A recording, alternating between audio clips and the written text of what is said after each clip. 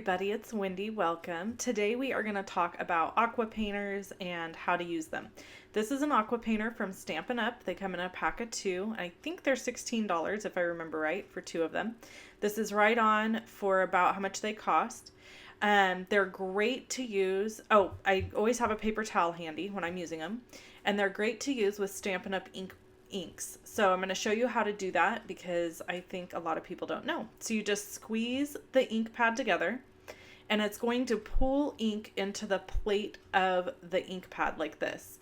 So you squeeze it really good, you open it up, and then you have this ink that you've been able to squeeze out and put into the palette of the ink pad. Then you just open them up and you leave your ink pads open. You don't slide them closed like you normally would. So I'm using Wisteria Wonder, Blushing Bride, Wild Wasabi, and Crumb Cake so that you can just kind of get a good feel of the different colors. But this works with any color. So the water is stored inside your aqua painter. You simply twist off the lid of the aqua painter and put water inside of it to the fill line. And then as you can see, the water just drips out if you squeeze the pen. Now, you don't want to squeeze the pen while you're using the aqua painter. The water will naturally flow to the tip of the pen and come out of the brush. So you don't want to squeeze it. So I've just dipped my aqua painter into some crumb cake, and as you can see, it picks up the pigment, and I'm applying it down to a piece of watercolor paper. You want to use watercolor paper when you're doing this technique because it will cause other papers to bead up and warp.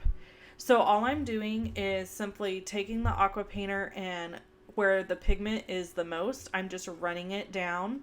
And then as you can see, the pigment starts to get lighter and lighter. And that's because the water is continuing to run through the pen and the pigment lessens as you move.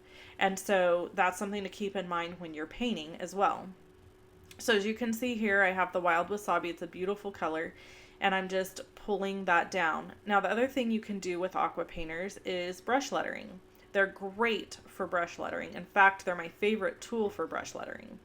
So if you're wanting to get into brush lettering, that's something that you can think about when you're starting out. It's great to purchase a couple of aqua painters to do that. So make sure you tune into my video tomorrow because I'm going to be completely doing a card using aqua painters and watercolors. So I wanted to kind of give you this tutorial before I gave you that one. If you're interested in other how-to videos, you can click on either one of these images to be taken to those videos. If you are on a phone or a tablet, that won't work. You have to be on a computer.